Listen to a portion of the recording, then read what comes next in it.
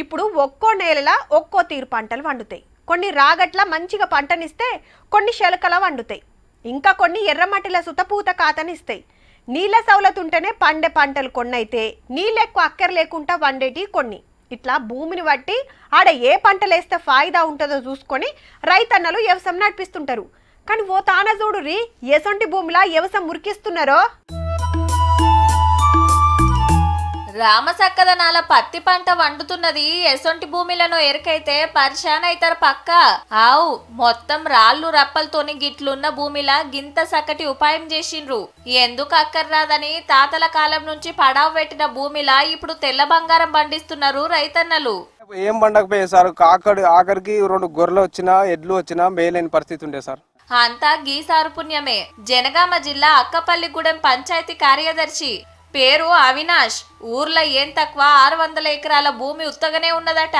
నీళ్ల సౌలతి లేదా అంటే బావులల్ల పుష్కలంగా ఉన్నాయి నీళ్లు. బంగారం ఒసంటి భూమిని పడావెట్టుడైందని జాతీయ ఉపాధి హామీ పథకం కింద బీడు భూములను సాగులకు తెచ్చే కార్యం షురూ చేసి కూలీలతోని మొత్తం సాగు చేపించి ఓనర్లకు అప్పచెప్తే ఇప్పుడు వ్యవసాయం రువ్వడి గురికిస్తున్నారు. మనిషికి పోతే మనిషికి అవపడ ప్లేస్ ఉండే సార్. ఇప్పుడు కొంచెం సారవంతమైన భూమి లెక్క అయింది. పంట వేసుకున్నాం. మాకు కొంచెం చాలా కృతజ్ఞత అనిపిస్తుంది సార్. మొత్తం అడవి చెట్లు లెక్క ఉంటే చెట్లను సాగు చేయించి రాళ్ళు ఉంటే గుంతుకాలు తీసి గుంతుకాల ఒక ట్రాక్టర్లో పోతా అంటే రేవలు పోతా అలా పోసి లేవలు చేసి పత్తి పంట పెట్టారు సార్. మునుపు మనుషులు పోతానికి పశువులు మేస్తానికి సుతా తిప్పలే ఉండేనట. గసొంటిది ఇప్పుడు గింత ముద్దుగా చేసిందని పంచాయతీ సెక్రటరీని తారీఫ్ చేస్తుండ్రంతా.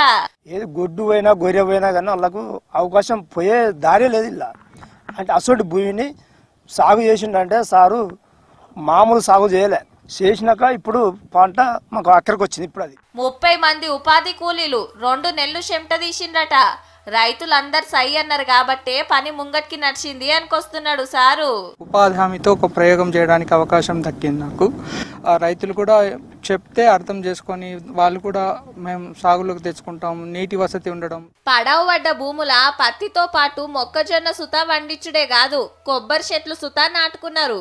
తెలంగాణలో ఉండేటువంటి భూమి అంతా కూడా సాగులోకి వస్తే అది రైతులకు చాలా ఉపయోగకరంగా ఉంటుందని మేము అనుకుంటున్నాం.